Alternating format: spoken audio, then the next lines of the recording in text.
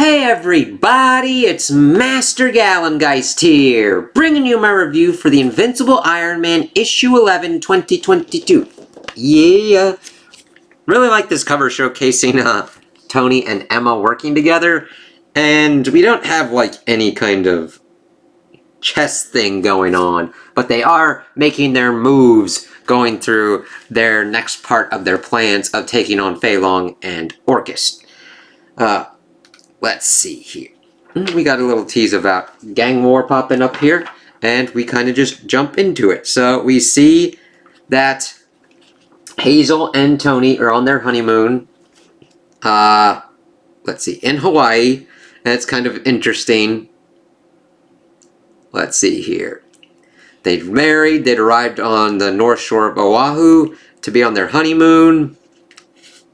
Let's see here. And that she'd slipped into her alias as easily as she slipped into any of her outfits from the Hellfire Gala. Tony never got a chance to surf, but he took a lesson, and the instructor's dog was a big fan, so it's really interesting seeing Tony surfing with a dog. And Emma's talking about if anybody would see past your disguise, you keep those glasses on and nobody will ever recognize you, Emma. Now that I was married, I was boring, not worth a second look. Being newlyweds gave us the time for what we needed. Ready to get it on? Your armor. And it's like, yes, this is actually a pretty good cover story to kind of do this. And then he's pretty much suiting up, and she's like, I owe it to you to remind you that you're taking an unnecessary risk. This new medal of yours, Mysterium, it's worth the risk. If anything goes wrong, if I'm caught, if I'm killed, just walk away. Hazel, Hellfire, let it all burn. Become someone else and just disappear. And we see Emma kind of being like, I kind of getting used to Hazel. Her hair is easier to maintain. She orders all this stuff to the room for like honeymoon stuff to keep up the appearances. Tony was like, now time for my disappearance. Emma, I'm sorry. I've only now realized how hard this will be for you. You're sure you're up for this? If this mission is too difficult, I can do it alone. I'm made of sterner stuff than that, Anthony. Your glasses are working perfectly. I see everything through your armor's heads-up display. So we see them kind of working on. She's going to be like his Overwatch. And they talk about how Hawaii, even though with their limited budget, worked out for that. But it was its proximity to Krakoa. And it's funny because then he's kind of ruminating like, they call it a living island, but aren't all islands living? It's like, good point. So we see in the one page where he's pretty much like going underwater, going stealth mode, and then popping up at Krakoa with all these Stark Sentinels floating about. And he starts talking about how to see Krakoa with your own eyes, it was a marvel. I know how Emma and the mutants felt. Seeing your creations ruined is a bitter taste that you can never truly be free of. And Tony would really understand that. So I do like that he connects with them on that kind of level for that. So he then explains that he could completely cloak the Mark Nil at a high power cost, but what I couldn't do is cloak any of the exhaust for my propulsion. I played it safe and went slow, the old-fashioned way, one jet boot in front of the other. She then gives him kind of like where he's kind of at, that he needs to get to the White Palace. That was her residence at the top of a structure. She took possession of a modest amount of the metal that was meant to be turned into gifts by Forge. The Mysterium hasn't been found and confiscated yet. It will be in the larger of my walk-in closets. Well, I'm losing hope because it's not on my spectrometer, and I think we may have trouble. Orcus is here. You two wait here. I've lost too many operatives to let our guard down. Oh my god, they're Orcus apes? As we see that going on, it's like, well, this is interesting, because we get kind of two stories here. Tony going in for the Mysterium, and then him kind of testing what kind of works out with the repercussions of getting through with it. So we see him kind of working through, doing his stealthy stuff. She kind of gets him to the room, says that it would be in a chest that's got her boots on it, thigh-high white boots. She asks if he's invisible to intelligence apes. Even if it's the world's most intelligent ape, it's still up against, and then he gets thunder smacked by the ape. Fei Long tuned our satellites to find a new element, and an anomalous reading on a satellite spectrometer brought me here. I didn't expect to find you. Where's the White Queen, Iron Man? Sorry, who? I just saw the signs about an estate sale. No japes. No japes for apes. It's like, Fei Long will be distressed that his little pet CEO has been lying and still wears a suit of armor. As we see Tony getting thrashed around the room. Now, granted, this is less of a combat model, even though it has combat capabilities. So him being kind of on the back foot kind of makes sense. Even though he's kind of getting like thrown around the room and has various articles from Emma kind of like hanging on him. Emma's being like, I told you it'd be a disaster. I know, multiple PhDs. Okay. Fei Long promised us you were utterly defeated, Stark. Looks like you're good at playing possum. I think I smell some possum on your breath, as he then utilizes the chest beam to blast him away from him. I didn't come here to discuss possums with apes, and I'm not Tony Stark. I'm a vegetarian, you damnable lout. If you're not Stark, then step out of that armor, and what are you doing here? I'm the world's biggest fan of the White Queen? I was gonna make all this tie-dye? As he's like taking the bra off that like got onto his head. You're not even as funny as Fei Long said you were. Well, that makes sense because I'm not Stark. And it's crazy for him kind of to continue to play this angle as the ape dude's tossing chairs, not chairs, a sofa at him, and he utilizes a beam to kind of cut through it and just cracks him one good. I think perhaps I'll taste meat again for the first time in ages, as he's pretty much wiping away after getting off of that hit. I'll crack that armor and rip the meat right out as though you were a lobster. Okay, now things are getting kind of weird. Let's remember you have a PhD. Here's a lesson in gravity, as he then blasts up and pretty much brings the ceiling down on him. Though, Tony tries to save him, being like, give me your hand. And he's like, get away. And this is what leads to him dying. Nobody wakes up and intends to kill a great ape. It's just something that happens. And I do like that Tony's like, I don't like that this happened. Well, babe, I did promise you a hell of a honeymoon. Emma, you okay? I'll be fine. Dare I ask, is the metal there? Let's see if we're happy. Oh yeah, we're happy. As he pretty much gets there, opens it up, and goes, alright, I got it. Emma, I found something you might want. And she says, leave it, as we see this photo album for Mom. It's like, It's physical evidence I don't need back in the Hellfire Club. Perhaps it belongs with all the other rubble. And you just see her, and it really conveys how Emma thinks, and she knows in this situation that would be a tie to her, and she can't afford those kind of things, even though it means a lot to her. It's kind of nutty, and that does come back later in the issue. Tony goes, understood. If there's nothing else, I think these glasses have given me a migraine. Sign off and see you soon, as he just walks around, cloaked with a chest. I only had boots on the ground for a few minutes on the island, but I was left with the strangest sensation that I was not alone. He's right, someone is protecting the island. See Immortal X-Men for details. And that's that little tie-in, but I'm not reading X-Men. No problem with it. It's just, I have to pick and choose which comics I can do. But if you're reading both Iron Man and X-Men, nice tie-in stuff. Because this doesn't, I like tie-ins like this. It's important because it does not affect my enjoyment of this comic at all, but it will give me value add if I am reading the X-Men and understanding its whole kind of spot in what story's going on there. It wouldn't have been until much later after the trial that I would even understand how much danger I was in, but the Hawaiian honeymoon had been a success. I had a baby to bring into the world. The Mark 72 was ready to step off the computer and become a reality. Alright. So then we pretty much see that they're back at it, off the honeymoon, kind of presenting their newlywed kind of life to the public. And honestly, I do like how they're doing this, but that's a kind of story that I would like to see like an issue or two worked on. It does, I understand that could be boring for people, but this had a nice balance of action and everything like that. I would like to see Tony doing the subterfuge and everything before getting it and dropping it on his enemies that is like, nah, motherfuckers, this is what I'm doing. Granted, not a lot of issues on that, like a couple with whatever the story would demand. So, at the Hellfire Club, he continued to play possum, better than I played cards. The only place I wanted to be was at my workbench. No, not that one. I had a workbench, as there's like this kinky kind of sex room. He like pulls some shit for some secret doors, which I kind of love.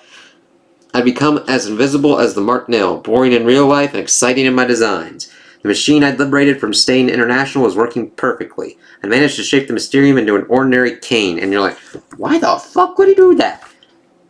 Here we go. It was something I wanted to test before I trusted it with my life. That is important and a good Tony Stark kind of thing to do. Now, there have been instances where Tony has not had the luxury of testing certain kind of things, like when he built his original armor to escape his captivity in the cave. This, he's like, all right, I'm pretty much put into a similar kind of position, but I kind of want to test this to see if this metal works out pretty well. And I kind of like how it does this. Very nice. It's time to visit some old friends. And then we see him visiting old friends and pretty much trying to figure out what the baseline kind of work for this metal is. I went straight over to the Jarvis Lounge as we see Captain Marvel in her newer kind of outfit, which, thank you for the continuity on that, artists and creative teams. I know that she was pretty much getting that kind of set up. I don't know if she's gotten that yet no, she hasn't yet in the Avengers comic yet. But I do like that this, because I knew she was getting a new suit, and I'm like, oh, this is kind of cool that we got this new outfit here. So we see her trying to bend the metal cane, but it's not working. And Tony's like, come on, Carol, put some effort into it. This is important. Damn it, I can't even get it to bend a little. What the hell is this? It's the future. As she then hands it off to him and walks, and that's pretty nuts. Captain Marvel not being able to do anything to that metal cane, that's a big thing. That means it's pretty hefty and can handle some shit. Who do we go to next? The good old Doctor Strange. If you're going for cosmic might, you also have to go for magic might to see how this kind of works out. Now again, Mysterium already has that connection with magic and everything as being able to get through and not be as affected by magic. So it's very smart for Tony to go to Doctor Strange. We all have friends we don't talk about for one reason or another. After Captain Marvel failed to make a dent in my future plans, I visited a friend who shall remain nameless, but trust me, by the hoary host of Hogarth. Thank you. The man could be as destructive as the Hulk if he wanted to be. Very true. Which, granted, we have also seen in Doctor Strange's also comic with dealing with General Strange. Tony, I'm accustomed to frustration when you're about, but this is just beyond the pale. I can't even cast a simple levitation spell on this cane. The spell I just hit it with should have atomized it. My friend was also ineffective against this new element. Thanks for wiggling your fingers at my cane, Doctor Strange. I appreciate the help with my little science experiment. Tony, I don't know what this is about, but I don't think you do either. Please use caution. You know me, Stephen. Caution is my middle name. And thanks for keeping this book safe. It's not as dangerous as the rest of your library, but it's very important to a friend, and she can't have it right now. One of us will be by for it. And I like that. Not only is he testing this, he took the book for Emma and has Doctor Strange look after it for him, which is very awesome. Tony is an arrogant asshole. It usually gets him into a lot of trouble. Now granted, his arrogance of not doing what Emma wanted, yes, that's not a really good thing. But we know that that was an important thing for Emma, and so he did something for her because he cares about her and he understands those kind of connections, and it's really cool that he left it with Doctor Strange.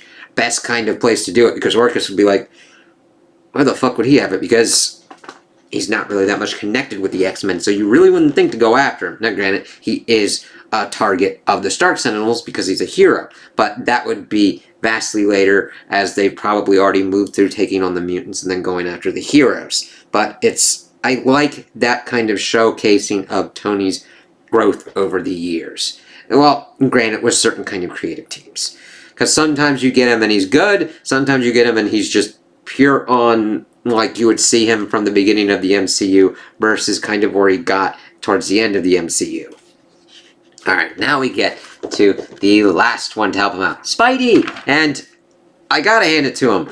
All the people that they've been working with in here, with other heroes like Carol, Steven, Spidey, they fit with what I've been reading in other kind of comics. Which, incidentally enough, is the first time that that's actually kind of happened, where I've been reading stuff that has had all of these characters all in them at once and still working within the same kind of realms of what's going on. Granted, Spidey is, if you'd lined up, it would be after the arc that just kind of happened, I would guess. So, we see him, and he utilized pretty much a Sinister Six Electro kind of thing to call him. Hello, Spider-Man. I was hoping my Sinister signal would get your attention. Very funny, Tony. I've been following what's going on with you. My condolences on your bank account. What happened? Did you get bitten by a radioactive pauper? It's like, okay. good Spidey one. I called upon a friend who has a form of extrasensory perception that I've never quite been able to explain. Which, that's a pretty big thing for Tony to actually admit in his biography. I was hoping you could help me with a science experiment. I'd love to! You know, everyone seems to forget that I have a pretty robust and impressive science background. Everyone always asks you or Reed or Blue Marvel. Nobody ever thinks of me as a science hero. What do I need to do? And I love that. Tony's like, not Tony, Spidey's like, oh yeah, not a lot of people ask me about this stuff because usually you guys are the bigger brains. What can I do? I just love him being excited for that. Just close your eyes and I'll do the rest. Gotcha. They closed? Yep. Do what, do you want me to? And then he just fucking cracks him across the shin with the fucking thing.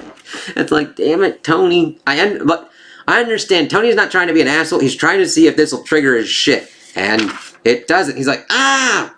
Ow, what the hell, dude? And he's like hopping up and down. He's like, holy cow, wait a sec. My Spidey sense didn't see that coming. What the heck is that? It's a weapon. You're gonna hit all those Sentinels in the shin with that thing? As a matter of fact, yes, that is exactly my plan. And I'm like, yep, go for it, Tony. Crack them shins.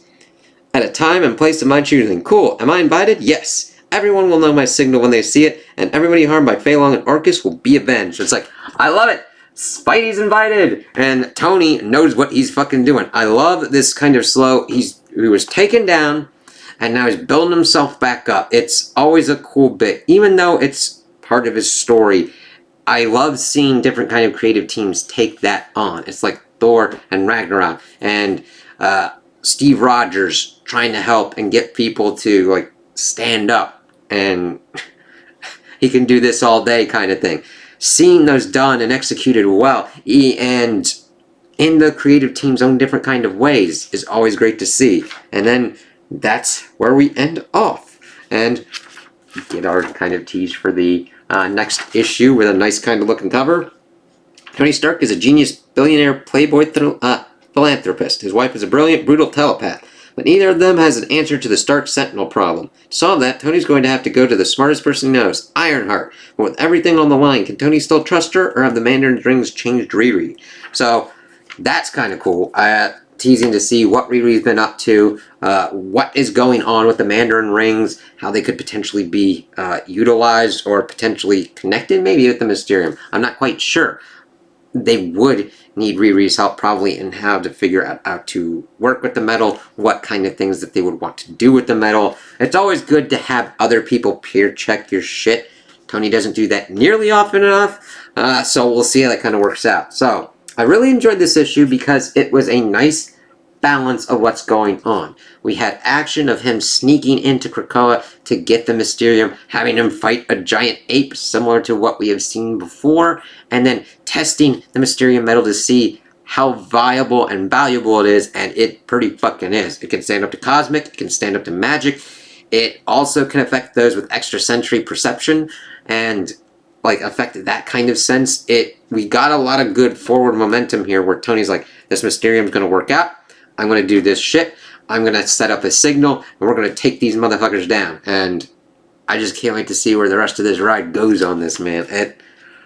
I'm enjoying this. I've been loving the art style. I love the look of the armor. I can't wait to see what Tony's new armor is going to look like, what color scheme and everything's going to be going on with it. And they've just been working and really doing well with all the other characters too. I love how Tony looks. I like how Stephen Strange looks, how Spidey looks, how Captain Marvel looks in here, how Emma looks, the Stark Sentinels. It's just been really good, and I can't recommend this enough if you're into Iron Man, and I hope you've been enjoying it. And if you haven't, I get that. Not every arc hits on people, and some people could be like, I've seen Tony go through this stuff before, and I get that. It's always that kind of thing of like you kind of go back to certain kind of character tropes and see kind of what works on. This has been working for me, and I can't wait to see where they kind of go with it next. So those are my opinions on the issue. Tell me what you guys think in the comments below. If you liked it, if you didn't like it, if you agree with me, if you disagree with me. Also like and subscribe, and I hope you have a good day.